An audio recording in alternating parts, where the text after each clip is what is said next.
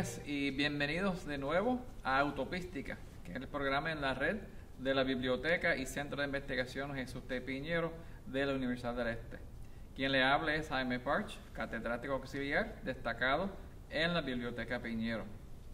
Hoy tenemos de nuevo como invitado al doctor Gerardo Hernández Aponte, quien es profesor de Historia en la Universidad Interamericana y también profesor conferenciante aquí en la UNE. Bienvenido, doctor. Gracias, saludos.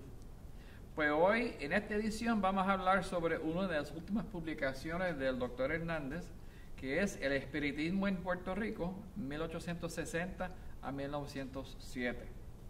Y para comenzar a discutir, ¿verdad?, el tema del espiritismo, me parece que sería conveniente ir definiendo algunos términos, porque entiendo que alrededor del espiritismo hay muchos mitos, hay mucha confusión. Así que el libro comienza contrastando dos términos, el espiritualismo y el espiritismo. Y entiendo que en términos cronológicos, primero existió el espiritualismo y luego el espiritismo. A ver si puede comenzar hablándonos qué era el espiritualismo. El espiritualismo nace en Estados Unidos en 1848, cuando dos hermanas con su padre y su madre se mudan de Canadá a Nueva York, en Hydesville, a una casita donde ellos comienzan a escuchar unos ruidos como unos golpes secos.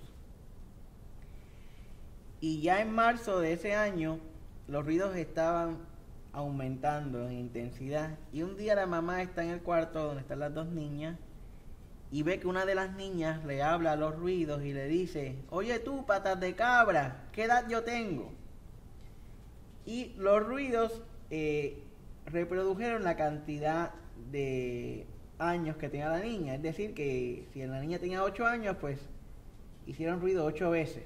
Y la mamá se escandalizó y le dice a los ruidos: si es un ser vivo, de un golpe, y si es muerto, 2. Y el golpe se hizo 2 veces y la mamá entró en pánico. Llaman a los vecinos de la localidad para que presencien, y ahí nace lo que se conoce como el telégrafo espiritual, que es que uno deletrea el alfabeto y el espíritu o el golpe se ocurre cuando llega a la letra que es, y así se forman palabras, letras. Así comienzan a surgir los mediums, que son estas personas que se comunican con los espíritus, y comienza y nace la doctrina del espiritualismo, que después va a tener la moda de las mesas danzantes, que son personas que se reúnen alrededor de una mesa, colocan sus manos encima de ella, hacen una pregunta, y la mesa levanta una pata y golpea mientras se recita el alfabeto. Toda esta doctrina se conoce como el espiritualismo. Consiste mayormente en comunicarse los vivos con los muertos y no es homogénea. Tienen diversos rituales para comenzar y hacer las sesiones, y todo ese movimiento va a llegar a Europa. Cuando llegue a Europa, específicamente a Francia, hay un señor, un maestro de matemáticas llamado Hipólito León de Nizar-Rivail, que va a comenzar a estudiar los fenómenos y va a acuñar una nueva doctrina que se va a llamar espiritismo, para diferenciarla del espiritualismo. El espiritismo es una doctrina seria y rigurosa que estudia la vida después de la muerte. No tiene nada que ver con adivinación, con conocer el futuro, con hechicería, con brujería. Es un estudio serio de la vida después de la muerte, que cree en la reencarnación, en la comunicación de los vivos con los muertos y en la ley del progreso. Él considera el espiritismo una ciencia, una fusión entre la religión y la ciencia, pero es más bien para Kardec, para este señor, una ciencia. De hecho, él utiliza el seudónimo de Allan Kardec porque no quiere poner su nombre en los libros para no perjudicar el éxito de la doctrina. Y si las contrastamos, el espiritismo es algo serio, riguroso, de carácter científico, bajo la perspectiva y cosmovisión de ello, mientras que el espiritualismo se considera una religión y no hay homogeneidad, porque Kardec en el espiritismo sí trata de que sea homogéneo, de que hay un solo libro de dogma, que es el libro de los espíritus, hay reglamentos, o sea, está todo ceñido para que haya homogeneidad, mientras que el espiritualismo es heterogéneo, se ve más como una religión, como un pasatiempo, como una diversión, mientras que el espiritismo es algo más de carácter científico, entre comillas. ¿Y cómo se diseminó en Europa el espiritismo de Kardec? Primero a través de los libros, él escribe varios libros, pero los principales es el libro de los espíritus que da a la luz la primera edición en 1857, y después publicará el libro de los mediums, que es el libro donde pone la parte práctica de cómo se realizan las sesiones, y el libro del Evangelio del Espiritismo, que explica a través del espiritismo uno de los evangelios. Pues, además de la publicación de libros y de su traducción a las diversas lenguas vernáculas, el español, el inglés, etcétera, también a través de conferencias, a través de periódicos, de revistas, de otras publicaciones que van a comenzar a expandir el fenómeno, de emigrantes que llevan la doctrina de un lado hacia otro. Así se va a expandir por toda Europa. Ya a América Latina llegan a través de dos vías principales: España, por el vínculo que tienen con las antiguas colonias, y a través de Francia, porque es la nación donde nace el espiritismo. Así que a través de esos dos países básicamente llegan de diversas maneras a América Latina. Me parece que es interesante que a mediados del siglo XIX, cuando Kardec está promoviendo esta visión, se está dando, particularmente en Francia y otros países de Europa, unos cambios sociales, económicos, políticos, revolucionarios, ¿no? Es plena revolución industrial. Es una época que enfatiza mucho y promueve el estudio científico. Entonces, me parece que es curioso que dentro de ese contexto naciera un movimiento espiritual. ¿Cómo relaciona ese ambiente social de cambio social, político, el estudio de la ciencia, de industrialización, y algo como el espiritismo? Muchos teóricos que estudian la religión dicen que los momentos de crisis propician el surgimiento de nuevas religiones. Y precisamente la ciencia se convierte en la panacea de todo. En el siglo XIX va a comenzar a influenciar en diversos campos de saber, en el estudio de las escrituras, en diversas facetas. Y van a comenzar a socavar las creencias religiosas de la época con nuevos descubrimientos, con nuevos planteamientos. Por ejemplo, cuando se aplique la ciencia a las escrituras, van a decir que todo lo narrado ahí son mitos, son cuentos, son leyendas. La cronología que había establecido un arzobispo sobre el origen de la Tierra va a caer por el piso cuando se aplique la ciencia a la geología. O sea, la geología comienza a utilizarse, mejor dicho. Y esa crisis va a desembocar en algunos sectores de la sociedad en el ateísmo. Pero va a seguir existiendo en algunos la sed de Dios. Y viene este señor que se llamó Hipólito León de Nizar-Rival, que usa el seudónimo de Allan Kardec, y crea el espiritismo, que fusiona ambos conceptos. Ellos van a decir que es ciencia cuando en realidad no lo es, pero bajo su cosmovisión. De hecho, ellos utilizan una especie de método científico para corroborar las cosas. Por ejemplo, en el caso de las comunicaciones de los espíritus, que se le llaman comunicaciones medianímicas, ellos aplican dos criterios. Primero, que la comunicación recibida no sea en contra de la razón, y si no es en contra de la razón, si es recibida por diversos mediums en diversas partes del mundo, pues se puede aceptar dentro de un periodo de estudio y un periodo razonable de tiempo. Claro, cuando ellos hablan comunicaciones medianímicas, ellos no se refieren a comunicaciones de índole personal o de índole futurista, ellos rechazan eso, sino comunicaciones para resolver problemas en la sociedad actual. Por ejemplo, si estuviéramos hablando de la doctrina hoy, una de las preguntas que le pudiéramos hacer a los espíritus: ¿qué vamos a hacer con el calentamiento global? ¿Qué vamos a hacer con el problema de la Junta Fiscal en Puerto Rico? ¿O del estatus? ¿Qué nos aconsejan? Problemas así. O con el reciclaje. O con el daño que hay en la capa de ozono. Esas son las preguntas que le harían. Pero yo no le voy a preguntar cuál es el número de la loto. O mañana, ¿qué me va a pasar mañana? Esas no son las preguntas, sino preguntas pertinentes para el momento, para la situación. Pregunto, ¿y el señor Kardec... él recibía estos mensajes de espíritus y según su filosofía, habían espíritus buenos y espíritus malos. Okay. Kardec nunca llegó a ser medium. Aunque él dice que toda persona puede ser medium, que puede desarrollar sus facultades, él nunca las desarrolló o nunca ejerció como tal. Él se varía de varias mujeres, él iba a estas sesiones y las mujeres recibían, copiaban y él tenía un montón de cuadernos de anotaciones y de ahí es que produce sus libros. Y sí, él plantea en el libro de los espíritus precisamente que hay una escala espiritual. Están los espíritus inferiores y los espíritus superiores o puros. Y la persona, según va encarnando, va progresando en esas etapas espirituales y va pasando de una a otra. Por eso él dice y él plantea claramente que lo principal que uno viene a hacer en este planeta o en el otro, porque él dice que uno puede reencarnar en varios planetas, es dedicar toda su existencia a tratar de progresar espiritualmente, moralmente, intelectualmente, aprender todo lo que uno pueda y mejorar para así tratar de disminuir el número de encarnaciones. Y según uno va aprendiendo, va subiendo en esa escala espiritual. Por ejemplo, un ladrón, un pillo, una persona de vicio estaría en lo más bajo de la escala espiritual. Un intelectual podría ya estar en un nivel intermedio o bastante superior, hasta que llegue a ser un espíritu puro, ya no tiene necesidad alguna de reencarnar. Entiendo que según Kardec hay un sistema ético que es parte del espiritismo.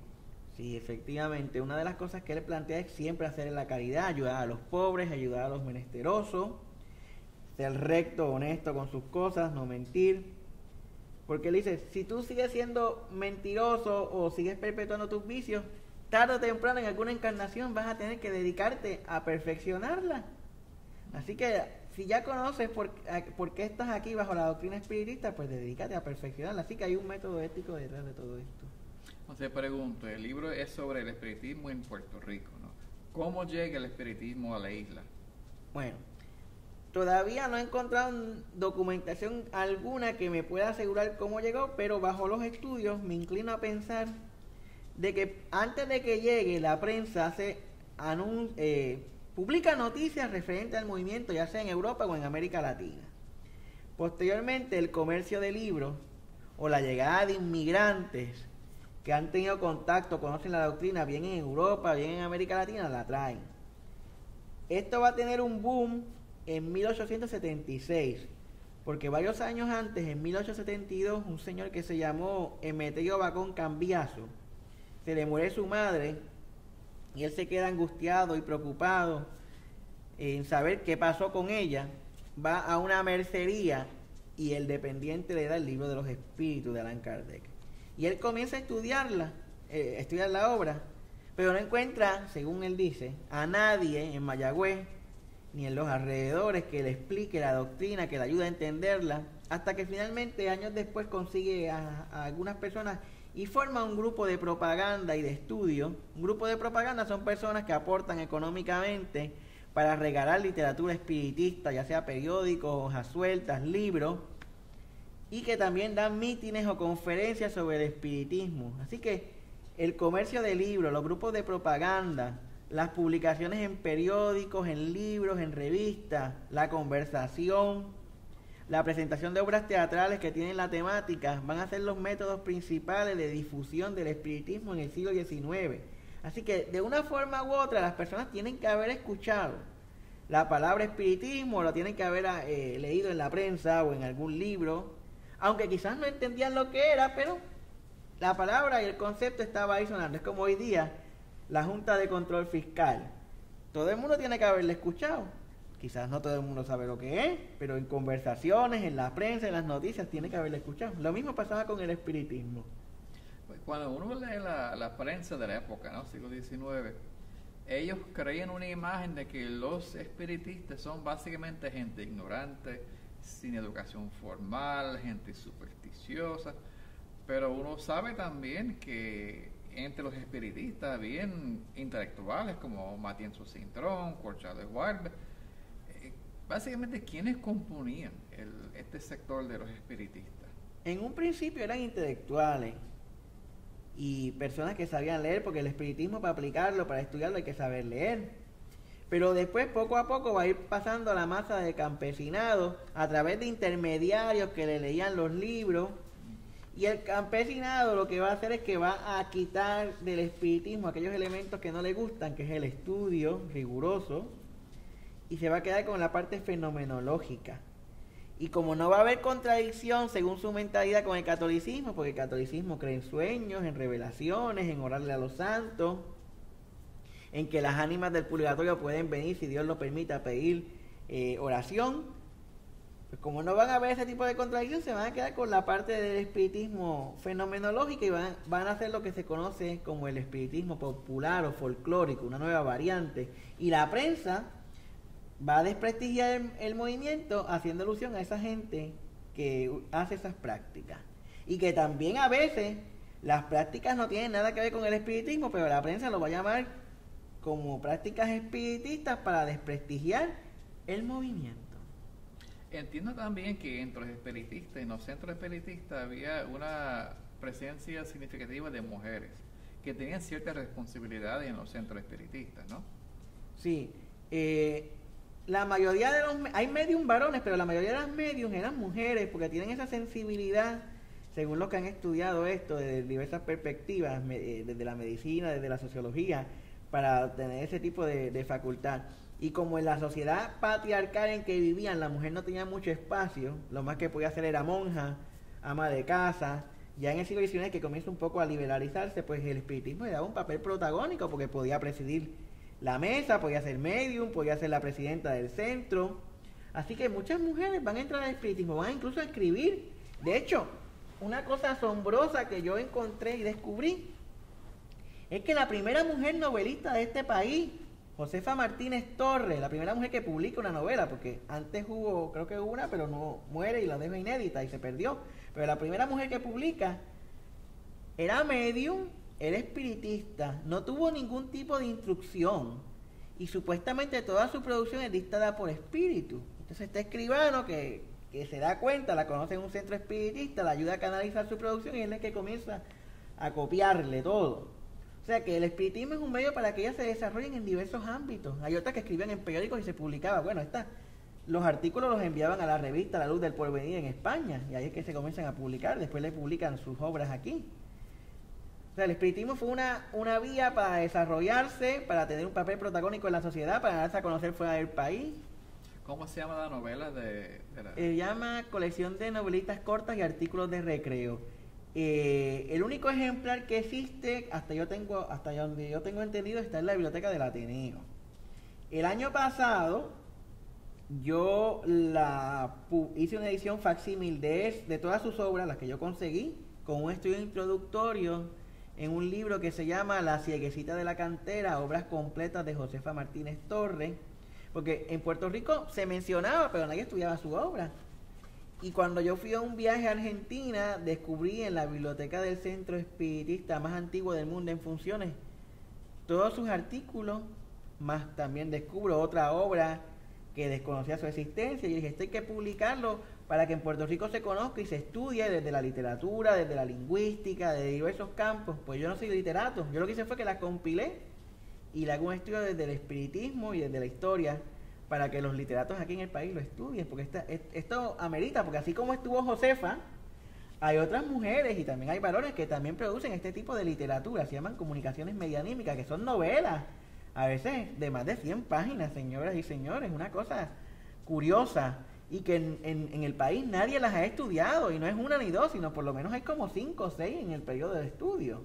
Yo las menciono todas en el libro, hay unas que la mayoría se conservan, salvo quizás una o dos, no he podido dar con ellas y que ameritan estudiarse y que los académicos lo han soslayado en sus investigaciones y ya no hay excusa porque ya tienen el trasfondo histórico de qué es el espiritismo, ya tienen el trasfondo histórico de cómo surgen, ahora hay que estudiarla.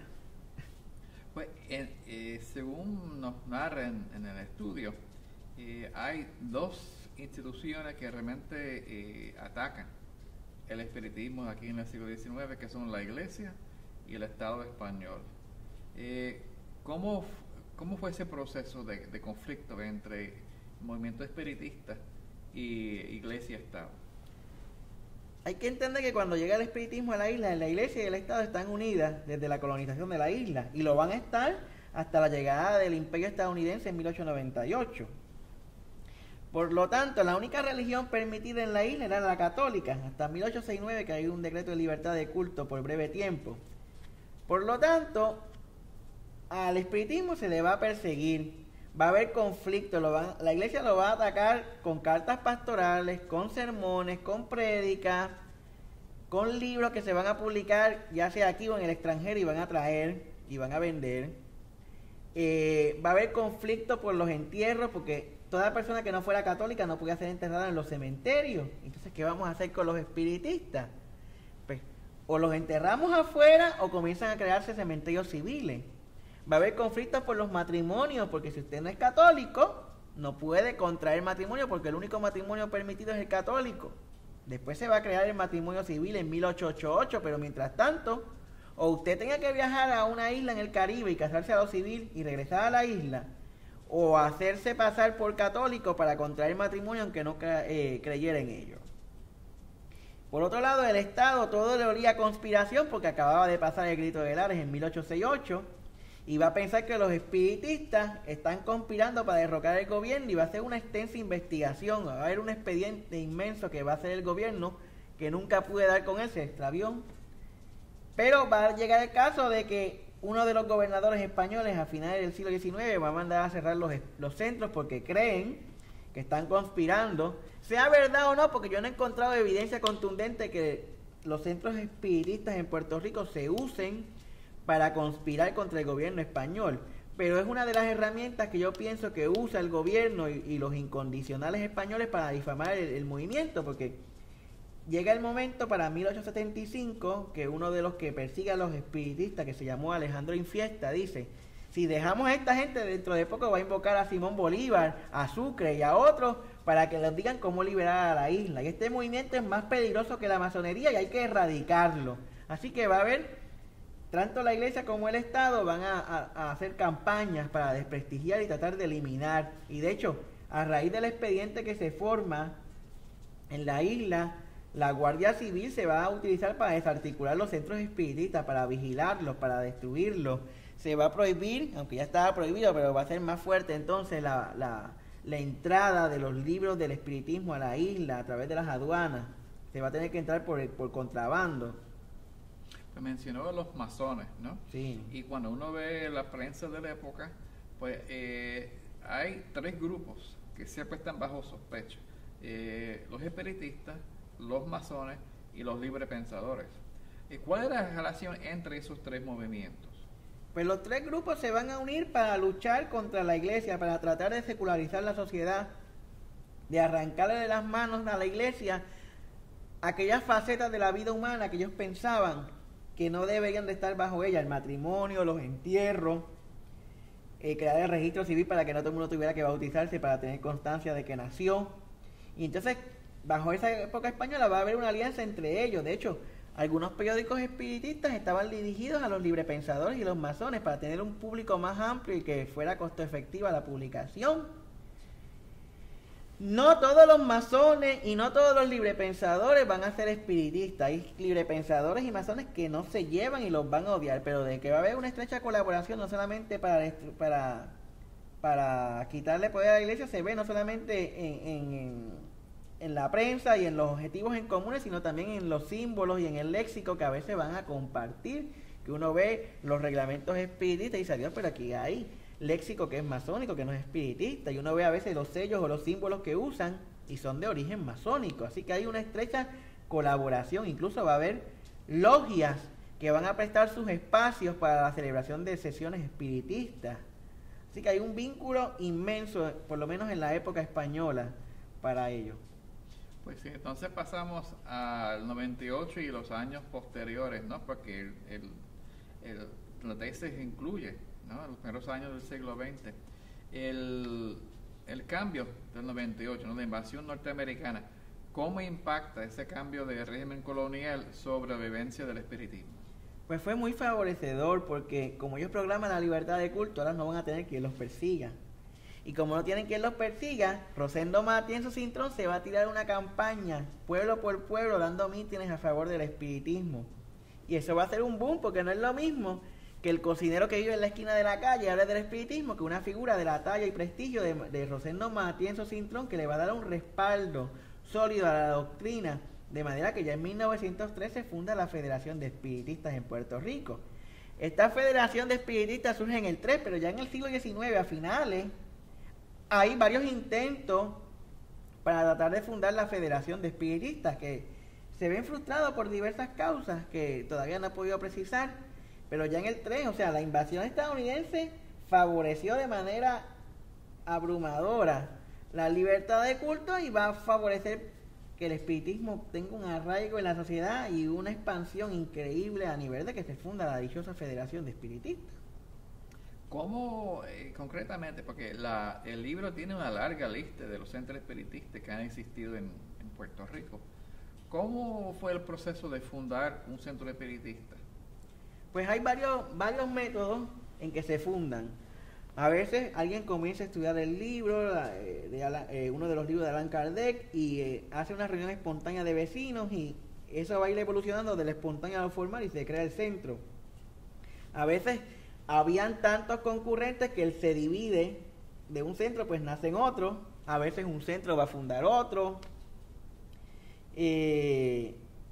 Básicamente esa es la dinámica. Los centros espiritistas no solamente fueron lugares para estudiar la doctrina y para tener las sesiones, sino que también hacían obras de caridad con los pobres, con los necesitados, porque como ya habíamos hablado ahorita, una de las máximas de Kardec es la caridad, ayudar al menesteroso. A veces van a haber reuniones políticas, a veces un centro le va a prestar el local a otro para que se reúna, y propiamente la actividad espiritista dentro del centro, además de leer comunicaciones o cartas de otros centros, se reciben comunicaciones de espíritus, se hacen experimentos espiritistas de diversa índole, se pasa siempre una bolsa para recoger una limosna para los necesitados. A veces los centros van a fundar hospitales, en el siglo XIX principalmente, para atender a los necesitados. Van a dar clases también para los que no saben leer y escribir. Así que el espiritismo, los centros espiritistas pues son muy diversos en sí. Hay algunos que son autónomos y no permiten estar sujetos a la federación, otros se van a unir. Hay otros que van a querer imponer cierto tipo de control con otros, va a haber a veces rivalidades entre uno y otro. Así que esto es muy heterogéneo, a pesar de que Kardec trató de ser homogéneo el movimiento. Pues, si bien termina en el 98 la persecución de los espiritistas, entiendo que hasta el día de hoy hay grandes sospechas de muchos sectores hacia el espiritismo, ¿no? Conciben el espiritismo como un movimiento diabólico, una amenaza a la salud pública, un grupo de supersticiosos. Por ejemplo, el libro cita opiniones médicas, indicando que según sus estudios, el espiritismo provoca trastornos psicológicos, ¿no? ¿Cómo surge este tipo de actitud tan compartida en la sociedad hacia el espiritismo como movimiento dañino? Pues en el siglo XIX la prensa, especialmente la prensa vinculada al Partido Incondicional Español, comienza a crear una imagen negativa de los espiritistas para desprestigiarla. Por ejemplo, van a decir que los espiritistas son brujos, que son hechiceros, cuando no tienen una cosa que ver con la otra. Se van a basar en que la doctrina católica llama magia a la persona esta que habla con los muertos, al nigromante, que eso es magia, que las cosas que produce son mágicas, pero magia en el sentido peyorativo de la palabra, y magia equivalente a brujería, hechicería. Por lo tanto, los espiritistas son los brujos del siglo XIX, según la prensa, y va a crear todo un imaginario, y todos los días van a comenzar a publicar noticias iguales. También van a comenzar a decir que el espiritismo genera la locura y que los manicomios están llenos de locos. Y todos los días van a publicar noticias similares. Y tanto lo publicaron que la gente se lo va a creer. sea cierto o no, se lo van a creer. Y se va a repetir tanto y tanto y tanto que hasta el día de hoy muchas personas lo siguen creyendo, porque los espiritistas nunca, por lo menos hasta el 7, que es donde yo llego al estudio, nunca tuvieron la capacidad de erradicar o de contradecir de manera sólida y eficaz toda la campaña de descrédito que le hizo la prensa. Y a eso hay que añadir que a Puerto Rico vinieron con los circos varias personas que se llamaban medium, que se llamaban espiritistas, que reproducían parte de la fenomenología, y entonces van a ayudar a poner en entredicho la doctrina. No de forma adrede, sino porque coincidía con la campaña de descrédito, y están viendo que esta gente imita hacer los fenómenos, porque también les van a decir que son charlatanes, que cometen fraudes. Entonces pues llegan esta gente, imitan la fenomenología, van a decir, mira. Y entonces pues quedó tan y tan fuerte grabado que hoy día usted dice espiritismo y piensa la gente en hechicería, en brujería, en adivinación, en todo lo que no es. Que después es cierto que el movimiento espiritista, hay algunos que siguen la ortodoxia kardecista, pero hay otros que se han desvinculado o lo han sincretizado con otras creencias y se han mezclado con todas esas cosas, sí. Pero los que siguen la ortodoxia de Allan Kardec no tienen nada que ver con la brujería, ni la hechicería, ni nada de esas cosas. Y entonces, lamentablemente, para bien o para mal, la gente sigue confundiendo los conceptos, y uno dice espiritismo y... Que de hecho, menciona brevemente, y hemos conversado, ¿no? Hablando del sincretismo, que luego de la Revolución Cubana y con la llegada aquí de un gran número de la población cubana, se da otro fenómeno de sincretismo entre las prácticas de la santería y algunos centros espiritistas. Sí, efectivamente, en Puerto Rico no existe documentación alguna que pruebe que la santería llegue a Puerto Rico previo a 1959. Como en Cuba existía de tiempo inmemorial por la esclavitud, al llegar el espiritismo se va a fusionar y van a crear varias variantes del espiritismo. Cuando los cubanos lleguen con la Revolución Cubana a Puerto Rico, van a traer las diversas variantes de espiritismo y van a traer la santería, y todo eso se va a mezclar con lo que ya había aquí. Así que va a haber diversos tipos de espiritismo y de mezcla, y por eso es que la gente a veces llama una cosa y las confunde cuando son cosas distintas. Así que el panorama religioso o espiritista de la época se complicó con la llegada de los santeros y de los inmigrantes cubanos. Para ir cerrando nuestro diálogo, el estudio que tenemos aquí es amplio, ¿no? Tenemos casi 500 páginas de información, documentación sobre el espiritismo, ¿no? Y mi experiencia me dice, cuando uno hace ese tipo de estudio tan amplio, siempre surgen más preguntas y más temas de investigación.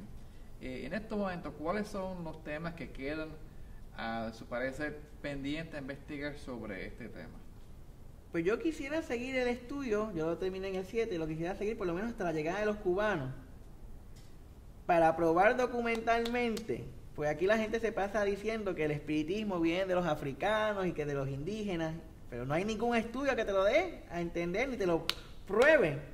Y yo quiero probar realmente cómo fue evolucionando ese espiritismo científico kardecista hasta la llegada de los cubanos, por lo menos hasta los primeros 15 o 20 años después que llegan los cubanos, para ver cómo esa influencia de los cubanos se puede documentar y se ve palpable en el espiritismo de la isla. Ese es uno de los proyectos que me interesa seguir, pero el problema es que la metodología que yo uso, que es ver la prensa día a día, yo me la tiré en el siglo XIX y la prensa o sale 3 veces en semana o una vez, ya a finales del 19 todos los días, pero eran 2 páginas.